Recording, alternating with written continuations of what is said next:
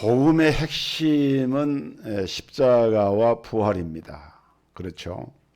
복음의 핵심은 십자가와 부활인데 복음이 무엇인가를 설명하는 이야기가 성경에 많이 나오죠. 그런데 가장 핵심적으로 그것이 예수님의 십자가와 부활이다.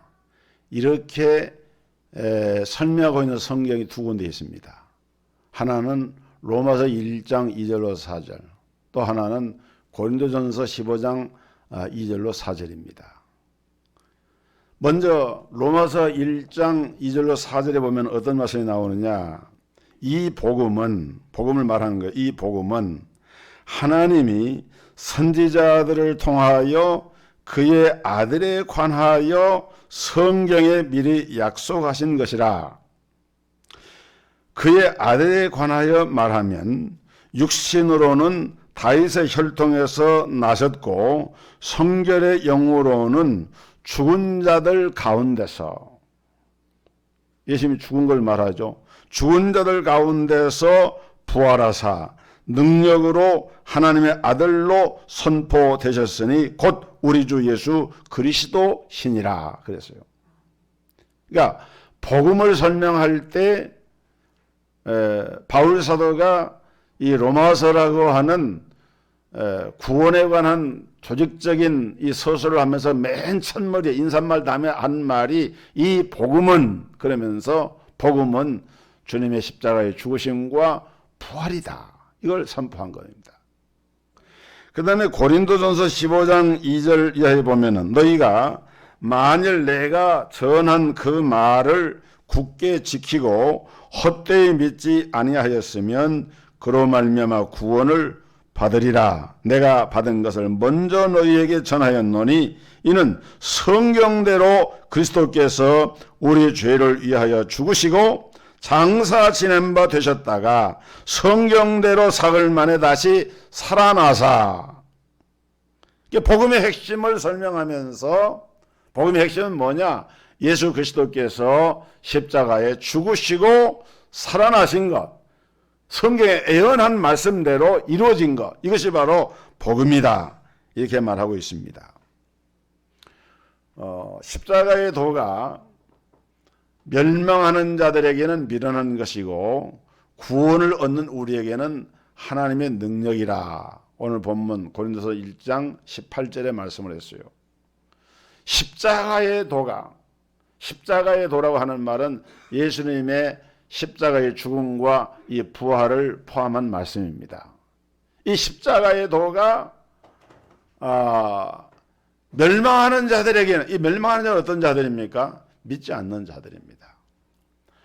아무리 십자가의 도를 설명을 해도 믿어지지가 않고 믿지 못하는 사람들, 이 멸망하는 사람, 이 사람들이 볼 때는 세상에 이런 미련한 것이었다. 아니 어떻게 사람이 죄를 짓고 멸망당할 존재인데 그 십자가에 죽은 예수를 믿어서 구원을 받는 말이냐. 인간의 상식이나 인간의 경험이나 또는 인간의 어떤 자기가 가진 이 경험의 체계에서는 이해가 될 수 없기 때문에 안 믿어지는 거예요. 그러니까 미련하게 생각이 된다는 거예요. 그러나 구원을 얻는 우리에게는 십자가는 뭐예요? 하나님의 능력이다. 하나님의 능력이다. 그래서 오늘 설교 제목은 십자가, 이 복음의 능력에 대해서 말씀을 하려고 하는데, 자, 오늘 십자가의 도를 믿는 자들에게는 십자가가 하나님의 능력이라고 이렇게 말했어요. 어떤 능력인가? 첫째는 십자가의 도는 하나님 앞으로 우리가 나아가는 능력입니다. 우리를 나아가게 하는 능력이에요. 사람이 하나님 앞으로 자꾸 나아가야 됩니다. 그런데 십자가야말로 하나님께로 나아가게 하는 능력이 그 안에 담겨 있는 거예요. 여러분 창세기 32장에 보면은 야곱이 부모를 떠나죠. 자형 에서가 죽이려고 하니까 떠나서 저 멀리 바단 아람에 있는 외삼촌 라반의 집으로 가는데 집을 떠나서 얼마 가지 않아 가지고 해가 졌습니다. 들녘입니다. 집도 사람도 아무것도 없어요. 얼마나 외롭고 참 그 당시 야곱의 상황이 쓸쓸하고 그런지 몰라. 왜냐하면 부모 형제 떠나서 뭐 간다고 하지만은 거기서 반겨줄지도 모르고, 그게 이제 그 길에서 돌을 베게 하고 잠을 자는데, 근데 꿈을 꿉니다. 놀라운 일이 벌어집니다. 큰 사다리가 하늘에서 밑으로 내려왔어요. 가만히 보니까 천사들이 하늘에서 내려왔다가 올라갔다 하는 거예요. 그래서 야곱이 그때 하나님의 음성을 듣게 됩니다. 그래서 나중에 야곱이 고백을 하죠. 내가 하나님을 만났다. 꿈에 본 그 사다리를 통해서 천사가 오르락내리락하는 그 광경을 통해서 그 체험을 한 겁니다. 하나님께로 나아가는 오라 이곳이요 다른 곳이 아니라 이는 하나님의 전이요 하늘의 문이로다. 그리고 베게 했던 돌에다 기름을 붓고 소원을 하면서 여호와 하나님이 나로 하여금 내 가는 길에 함께 하시고 나로 순적하게 하셔서 하나님이 복을 주셔서 나와 함께 하셔서 내가 이 땅으로 다시 돌아오게 하시면은 내가 소원하였던 이 돌이 성전의 기둥이 될 것이라고 하면서 소원하는 그 기도를 드립니다. 그런데 요한복음 1장에 보면은 나다나엘이라고 하는 제자가 나오는데, 하나님께서, 우리 예수님께서 나다나엘을 만나십니다. 무화과 나무 아래에서 기도를 하면서 경건한 이 나다나엘이 하나님께 기도를 하고 있는데, 그런데 그 나다나엘을 향해서 주님이 말씀을 하는 거예요. 그러면서 이 나다나엘이 이 예수님이 어떤 분인가 고백을 합니다. 나다나엘이 요한복음 1장 49절에 대답하되 랍비여 당신은 하나님의 아들이시요 당신은 이스라엘의 임금이로소이다. 주님이 나다나엘의 고백을 드신 다음에 더 큰 일을 말씀했는데, 그것이 요한복음 1장 50절로 51절 말씀. 예수께서 대답하여 이르시되 내가 너를 무화과 나무 아래서 보았다 함으로 믿느냐? 이보다 더 큰 일을 보리라. 또 이르시되 진실로 진실로 너에게 이르노니 하늘이 열리고 하나님의 사자들이 인자 위에 오르락 내리락 하는 것을 네가 보리라 하시니라. 여러분, 나다나엘이 보게 될 큰 일이 뭡니까? 예수님이 설명했어요. 예수 그리스도를 통해서 하나님의 사자들이 하늘과 땅을 오르락내리락 하는 광경, 창세기에서 야곱이 경험했던 그 베델에 하나님을 만났던 그 사건을 지금 나다나엘에게 다시 한번 말씀을 하고 있는 거예요. 이건 뭘 말하는 것이냐? 예수 그리스도의 십자가의 사건을 통해서 하나님의 구원의 은혜가 임한다고 하는 사실을 나다나엘에게 하나님이 보여주신 것이었고, 그렇기 때문에 야곱이 본 그 사닥다리는 나다나엘이 봤던 사건과 일치되는 것이고, 이것은 바로 예수님의 십자가 사건을 예표한 것이다. 그래서 십자가는 하나님께로 나아가는 능력이라고 말하는 것입니다. 여러분, 구약시대 우리 하나님은 성전에서 이스라엘 백성들을 만나 주셨습니다. 특별히 지성소에서 매년 7월 15일 대속절이 되면은 대제사장이 모든 백성들의 죄를 가지고 그 지성소에 들어가서 하나님 앞에 제사를 드리고 나옵니다. 여러분, 성막에 보면은 그 성소와 지성소가 있는데, 성소와 지성소 사이를 가로막는 큰 휘장이 있어요. 그것이 지성소 휘장이라고 그럽니다. 그런데 놀라운 것은 예수님이 십자가에 달려서 운명을 하실 때 누가복음 기록에 보면은 성소의 휘장이 위에서부터 아래로 찢어져서 그 지성소로 나가는 길이 완전히 열려지는 그런 장면을 말씀을 합니다. 여러분, 십자가의 능력을 믿는 사람들은 십자가를 지신 예수 그리스도를 의지하여, 예전에는 백성을 대표해서 대제사장만, 그것도 1년에 단 한 차례만 들어갈 수 있는 하나님 만나는 그 지성소를, 그런데 우리 주님은 십자가를 통해서 그 지성소를 가로막고 있는 휘장을 찢어버리신 겁니다. 길이 열려진 거예요. 여기 새롭고 산 길이다 그랬잖아요. 하나님 만나는 길을 열었다 그랬잖아요. 그 길이 열려진 거, 뭘 통해서? 십자가를 통해서 길이 열려진 거예요. 히브리 4장 16절에 히브리 기자는 이렇게 말씀합니다. 그러므로 우리는 긍휼하심을 받고 때를 따라 돕는 은혜를 얻기 위하여 은혜의 보좌 앞에 담대히 나아갈지니라. 은혜의 보좌, 하나님의 전에 담대하게 나아갈 수 있는 이런 길이 열려지게 된 거예요. 여러분, 물리학의 용어 가운데 엔트로피 법칙이라고 하는 것이 있어요. 열역학 법칙이라고 하는데, 열역학 법칙의 제1법칙은 에너지의 총량은 질량의 총량과 같다. 그러니까 무슨 말인가 하면은 이 우주에서, 지구상에서 있는 이 에너지라고 하는 게 힘이잖아요. 그런 힘이 어떤 조건에 의해서 바뀌어집니다. 형태가. 그 바뀌어져도, 예를 들어서 물은 얼음이 되기도 하고 또 증발해가지고 구름이 되기도 하고 그러잖아요. 그 형태는 바뀌어지지만은 에너지 자체의 그 에너지 양 자체는 똑같다는 거예요. 그게 1법칙이에요. 2법칙은 뭐냐? 엔트로피 법칙은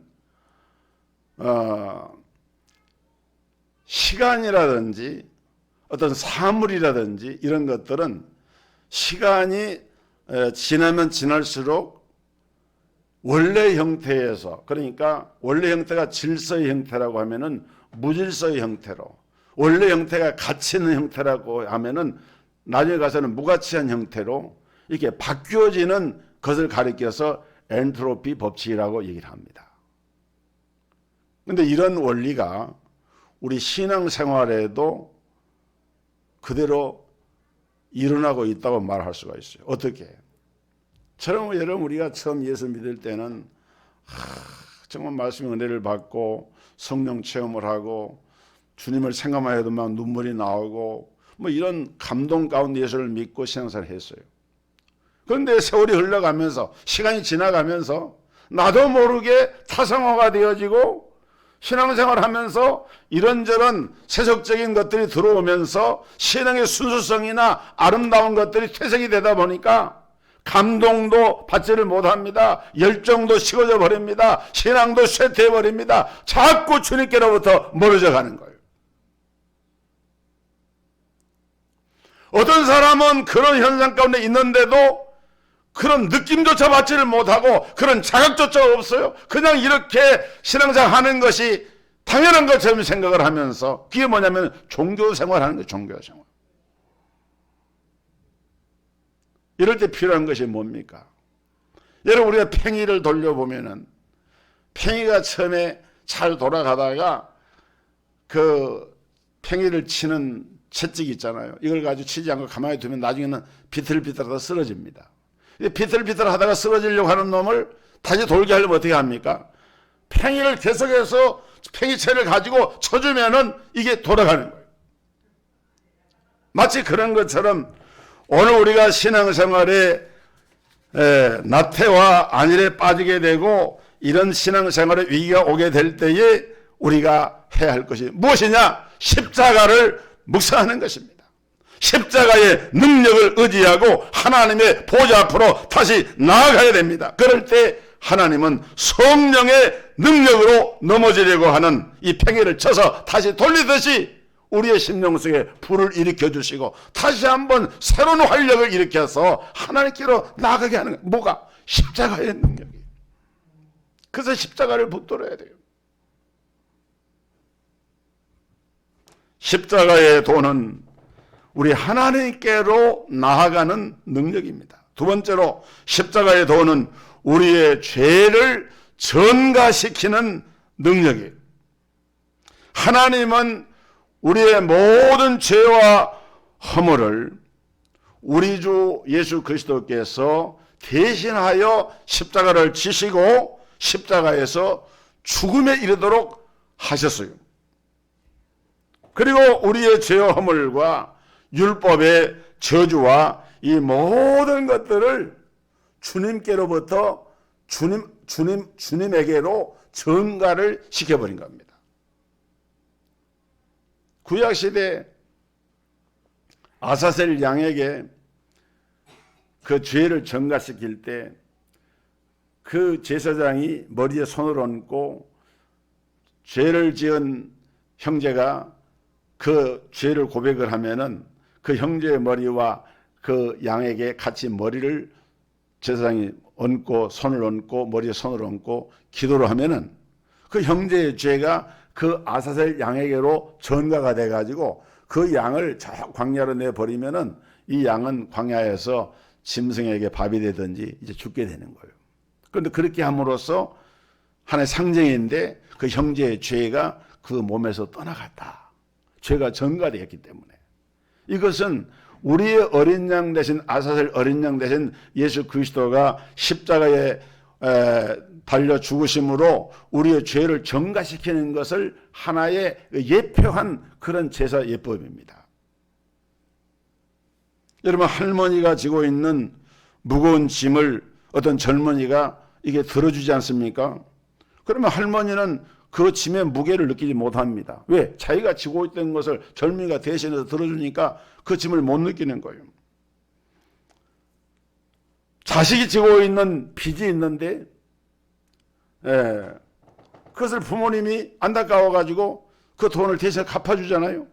그러면 그 자식은 그 빚을 지고 있던 무거운 멍에로부터 벗어나게 됩니다. 그런 것처럼 우리 주 예수 그리스도께서 우리 인류가 여기 말씀한 마귀에게 속아서 하나님께 불순종한 죄를 범한 원죄의 멍에와 죄책과 그 모든 죄의식 가운데 쌓여있던 우리 인생의 모든 죄를 한 몸에 지시고 주님이 그 십자가상에서 내가 다 이루었다 선언하신 그 선언을 통해서 우리 인생의 문제가, 이 죄의 문제가 해결이 된 거예요. 그것을 믿는 것이 믿음입니다. 맨날 예배를 드리고 복음을 들으면서도 죄의식에 절려있고 죄의식에 쌓여있는 삶을 산다고 하면 그 복음 잘 이해하지 못한 거예요. 이사야 53장에는 우리 주님이 당하신 고난이 우리를 대신한 고난이다 라고 하는 것을 자세하게 기록을 합니다. 이사야 53장 4절과 5절입니다. 그는 실로 우리의 질고를 지고, 누가 졌어요? 그분이, 주님이, 메시아가, 그리스도가 누구의 질고를 졌습니까? 우리의 질고를 지고, 우리라고 하는 말을 복수 형태로 나와 있는데 나라고 하는 말로 대입해도 이 말이 들지 않아요. 그는 실로 나의 질고를 지고 나의 슬픔을 당하였거늘 나는 생각하기를 그는 징벌을 받아 하나님께 맞으며 고난을 당한다 하였노라. 그가 찔림은 나의 허물을 인하며 그가 상함은 나의 죄악을 인함이라. 그가 징계를 받음으로 나는 평화를 누리고 그가 채찍에 맞음으로 나는 나음을 입었도다. 우리는 다 양 같아서 그릇 행하여 각기 제 길로 갔거늘 여호와께서는 나의 모든 죄악을 그에게 담당시키셨도다. 위대한 복음입니다. 믿으시기를 주의 이름으로 축복합니다. 이걸 우리가 마음에 받아들이는 게 그게 믿음이에요. 주님이 질고를 지셨고 주님이 찔리셨고 주님이 상하셨고 주님이 고난 당하셨고 주님이 죽으셨는데 누구의 죄를 위하여서? 나의 죄를 위하여. 주님은 무죄하신 분이에요. 고통받으신 이유는 바로 우리의 죄악 때문입니다. 하나님께서 우리의 죄를 예수님의 십자가에다가 전가를 시켰기 때문에. 그래서 십자가가 능력이라 하는 말은 인간의 죄의 문제를 해결하는 유일한 하나님의 방법이 되기 때문에 그것을 십자가를 가리켜서 능력이다 라고 말하는 거예요. 여러분 세상에서 죄를 사하는 권세가 어디 있습니까? 없어요. 삼성의 이재용 부회장을 사면해야 된다, 안 해야 된다. 저는 개인적으로는 좀 하면 좋겠어요. 좀 잘못한 것도 있지만 정권에 매여 가지고 기업 총수가 어려움을 당하고 그러는데 대통령 사면권을 행사해서 사면하면 좋겠어요. 기업도 살고 경제도 좀 더 살아나게. 그런데 대통령이 사면한다고 하는 것이 여러분 생각해 보세요. 그 대통령의 법적인 통치 행위 하나로서 행하는 것이지 정말 죄라고 하는 것을 대통령이 용서해 줄 수가 있는 겁니까? 그런 건 없어요. 세상에 어느 누구도 죄를 사할 수가 없어요. 오직 하나님의 아들, 무죄하신 인성을 가지신 참 하나님이신 예수 그리스도만이 인생의 죄 문제를 해결할 수 있는 유일한 분이신 것입니다. 그뿐 아니라 십자가의 도를 믿는 사람은 영적인 싸움에서 승리를 하게 돼요. 왜? 여러분 마귀가 죄를 가져온 원흉이기도 하고 유혹한 원흉이기도 하지만은 그 죄를 범한 사람들에게 죄를 가지고 판단을 하고 정죄를 하는 또 그런 존재이기도 합니다. 그래서 인간이 죄를 범하고 죄 용서함에 대한 확신이 얻게 되면은 항상 마귀에게 죄를 끌려다니게 돼요. 보이지 않던 영적인 존재인 마귀에 의해서 조종을 당하는 그런 불행한 삶을 살게 됩니다. 그런데 십자가의 사죄 확신을 하는 성도들은 마귀가 감히 정죄할 때에 마귀를 향해서 담대하게 외치는 것입니다. 나는 그리스도 예수의 십자가의 보혈로 말미암아 죄사함을 받았다. 정죄하는 악한 마귀는 나사렛 예수 이름으로 명하노니 떠나 갈지어다 하고 담대하게 선언해야 되는 거예요. 그게 복음이고 그게 믿음이에요. 이제는 우리가 마귀는 우리에게 역사할 그런 발판을 잃었습니다. 그래서 십자가의 도를 믿는 사람은 승리한다는 거예요. 골로새서 2장 15절 말씀을 개역 새 성경에 보면은 통치자들과 권세자들을 무력화하여 드러내어 구경거리로 삼으시고 십자가로 그들을 이기셨느니라 이렇게 말씀을 번역을 하고 있어요. 정사와 권세를 밝히 벗어버려 십자가로 승리하셨느니라. 이것이 바로 복음의 권세의 능력, 십자가의 권세의 능력입니다. 세 번째로 십자가의 도는 화목해 하시는 하나님의 능력입니다. 화학 시간에 교수님이 학생들에게 중간고사 문제를 냈습니다. 석탄을 가지고 알코올을 만드는 방법을 설명을 해보라. 여러분들이 아셔야 될 것은 이 석탄이라고 하는 것이 많은 부엽토 산중에 있는 이런 물질이 여기에 이제 오랜 세월 동안 썩고 축적이 돼가지고 하나의 석탄 형태로 남은 거거든요. 그러니까 거기에는 다양한 물질들이 그 안에 들어가 있어요. 그러니까 거기에서 석탄에서도 실제로 알코올을 뽑는 화학의 어떤 공식을 대입을 하면은 그런 것이 가능하다는 거예요. 그래서 그걸 문제를 냈는데 이 학생이 공부를 안 한 거예요. 공부를 안 한 거니까 그 답을 낼 수가 없잖아요. 그러니까 뭐라고 답을 적었는가 하면은 석탄을 팔아가지고 알코올을 사면 됩니다. 이게 답이 이게 정상적인 답이 아니에요. 자기가 써놓고도 선생님이 혼나면 어떡하나. 그런데 나중에 선생님이 딱 보니까 답을 이렇게 써놨거든. 꾸중을 하는 대신에 교수님이 학생에 말하기를 자네는 석탄으로 알코올을 얻는 가장 손쉬운 방법을 알아냈구만. 그러면서 칭찬해 줬다고 그래요. 네. 여러분 우리가 인생의 문제에서 가장 힘들고 어려운 게 뭐겠습니까? 인간관계나 하나님과의 관계에서 나는 화목을 하고 싶은데 화목할 길이 없는 거예요. 화목할 방법이 없는 거예요. 그래서 사람들이 답답한 겁니다. 아무리 노력을 해도 답을 얻지를 못하니까. 그런데 오늘 성경은 뭐라고 얘기하느냐? 이 화목의 답은 다른 데 있는 것이 아니라 십자가에 있다. 십자가. 에베소 2장 14절 15절 보니까 그는 우리의 화평이신지라 둘로 하나를 만드사 원수된 것 곧 중간에 막힌 담을 자기 육체로 폐하시고 의문의 계명의 율법을 피하셨으니 이는 이 둘로 자기 안에서 한 새 사람을 지어 화평하게 하시고 그랬어요. 새 사람을 지었다. 여기 두 사람이 누군지 아세요? 유대인과 이방인을 말합니다. 유대인과 이방인은 그 당시 이 바울 사도가 이 서신을 기록할 그 당시에 유대인과 이방인들은 철천지 원수 같아요. 아주 뿌리가 깊습니다. 아마 그거는 사탄이 사람들의 마음을 그렇게 만든 것 같아요. 그래서 유대인과 이방인이 이렇게 하나가 되지 못하는 것은 유대인들이 가지는 잘못된 선민의식이 작용을 합니다. 왜냐하면 유대인들은 우리는 하나님의 선민이다. 우리는 제사장 나라다. 우리는 구원받을 백성이다. 이방인들은 다 개나 마찬가지고 저것들은 사람도 아니고 짐승이다. 이게 유대인들의 철저한 선민의식이었어요.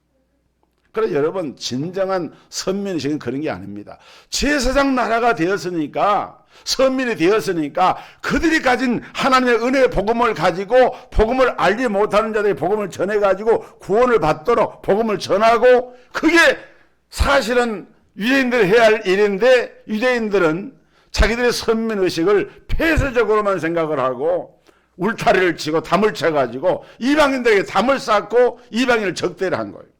그러니까 하나님의 원래 그들을 여러분 아브라함에게 하나님이 창세기 12장에 복을 주시면서 너는 너의 본토 친척 아비집을 떠나 내가 내게 지시할 땅으로 가라. 내가 너로 큰 민족을 이루고 너의 후손을 통해서 천하 만민이 복을 받게 하리라. 아브라함이 유대인이잖아요.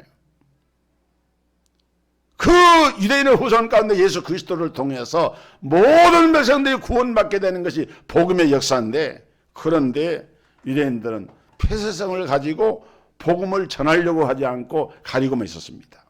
또 한 가지의 사단의 전술은 뭐냐?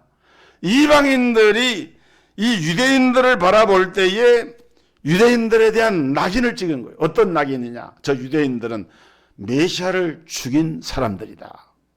유대인들이 메시아를 죽였다. 물론 성경에 유대인들이 사두개인들과 바리새인들이 그런 역할을 일부 한 것도 사실입니다.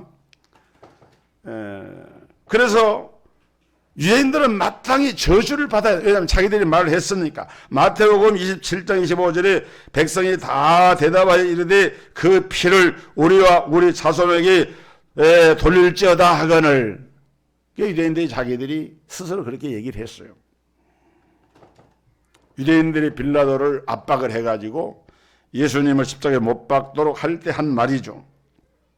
이방인들은 이 말씀에 근거해가지고 유대인들이 예수님을 십자가에 못 박은 죄를 지었으니까 저주를 받아 마땅하다 이렇게 생각한 거예요. 그런데 여러분 성경을 자세히 보면은 정말 예수님이 죽음에 이르게 한 그 근본 원인이 어디 있는가, 또 실제적으로 그 역할을 한 사람이 누구인가를 성경이 분명히 말합니다.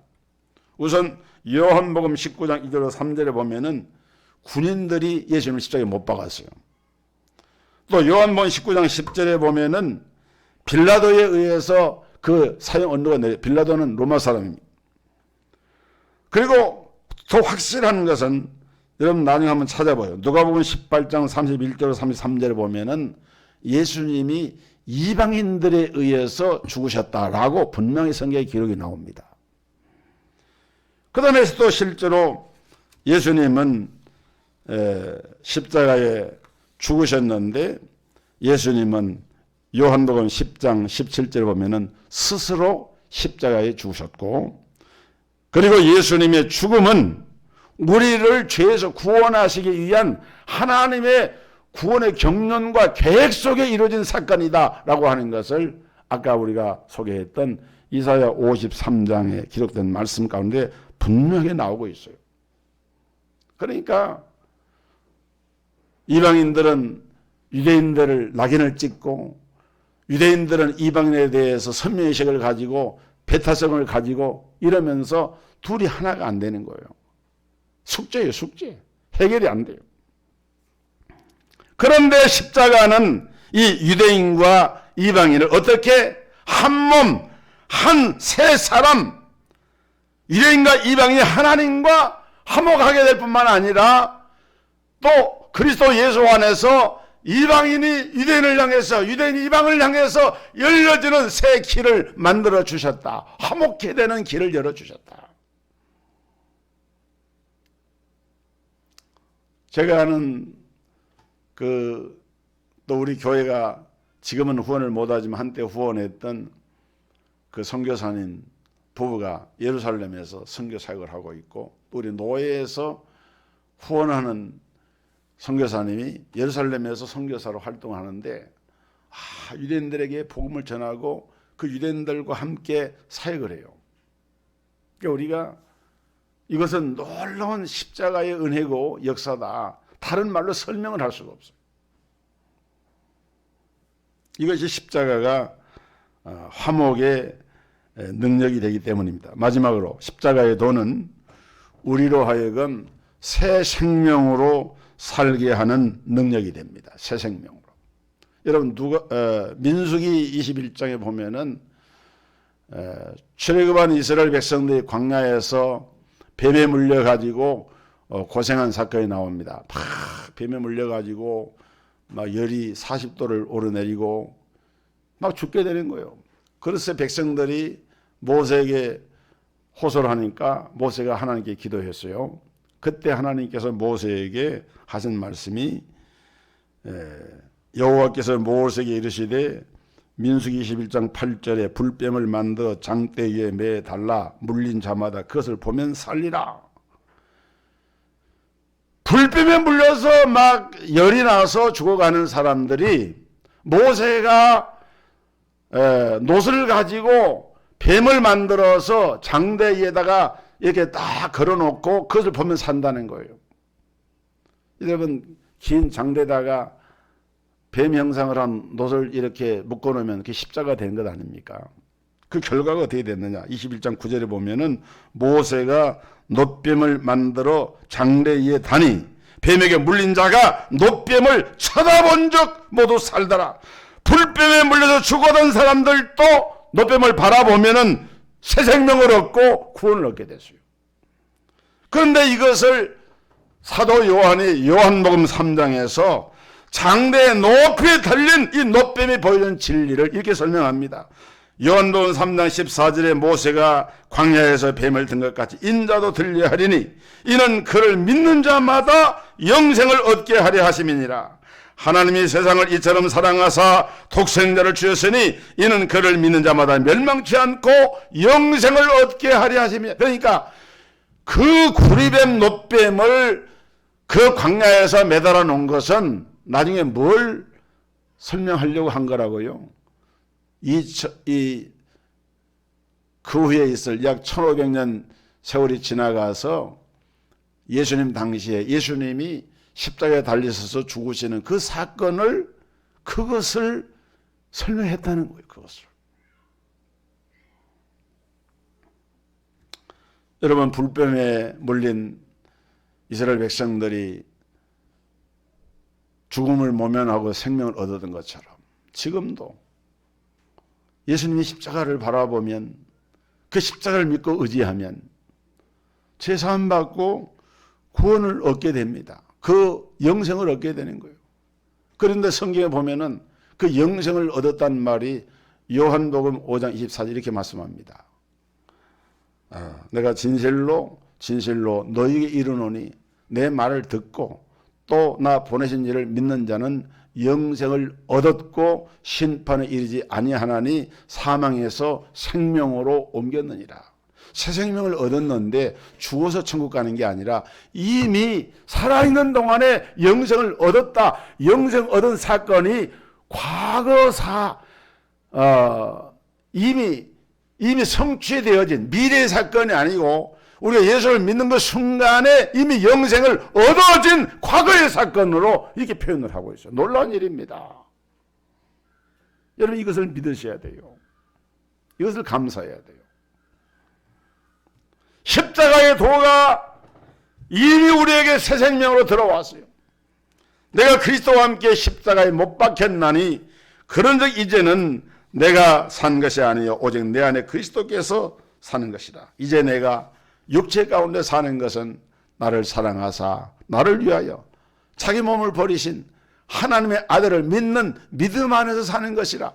이미 그리스도 안에 있는 십자가의 도를 통해서 구원 얻은 백성들은 새 생명을 얻어가지고 새 생명 가운데 살고 있다. 이렇게 성경은 말씀을 하고 있어요. 얼마나 귀한지 몰라요.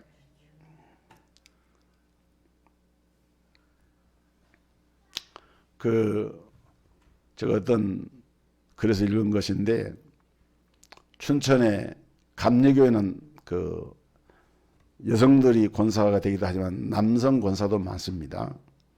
감리교회 어떤 권사님인데,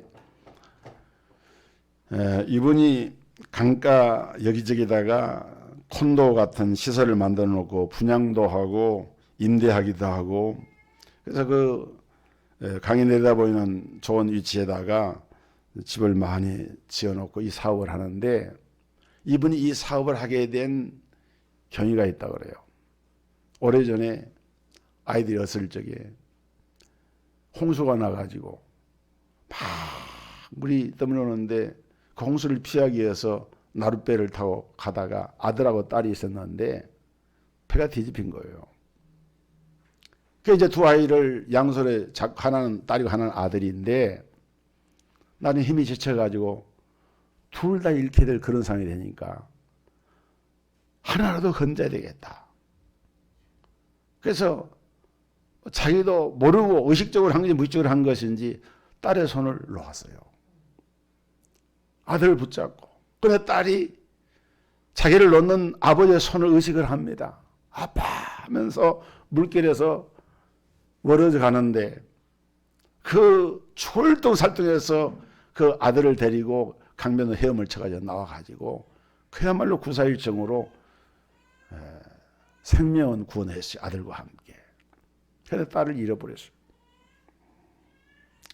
아들은 그때를 생생히 기억을 하고, 아버지가 자기를 그때 놓았으면은 자기가 죽었을 텐데, 누나가 같이 구원을 받아야 되는데, 구출을 받아야 되는데, 아버지가 그 손을 놓아서 그 누나는 결국은 죽음을 당하게 되고 자기는 구원을 받아요. 그 아버지가 강가에 있을 때마다 넋을 잃고 그 딸을 생각하면 가슴이 아픈 거예요. 그런데 그 아들은 그 후에 자기에게 생명을 준 아버지에 늘 감사하면서, 또 한편으로는 죽은 누나를 생각하면서 아파하면서 살아가는 그런 이야기를 글을 써서 남긴 걸 제가 읽어봤어요. 그러니까 이 아들은 인생을 헛되이 살 수가 없는 거예요. 그때 아버지가 나를 놓치더라면 나는 죽을 수밖에 없는데, 여러분 우리가 예수님의 십자가를 생각할 때 어떻게 보면은 이런 것 아니겠어요? 그 전에 십자가 사건이 없었더라고 하면은 과연 나라고 하는 존재가 지금 하나님의 자녀로 구원받을 하나님의 기업을 유업으로 얻을 자로, 후사를 얻을 자로, 그런 존귀한 제사장으로 하나님의 자녀로 설 수가 있었겠는가? 그래서 유명한 말틴 루터 종교교육자는 이런 말을 했습니다. 내가 얼마나 값비싼 존재를 알려면은 십자가를 보라. 하나님의 아들 예수 그리스도께서 나를 대신하여 십자가에서 죽으셨다.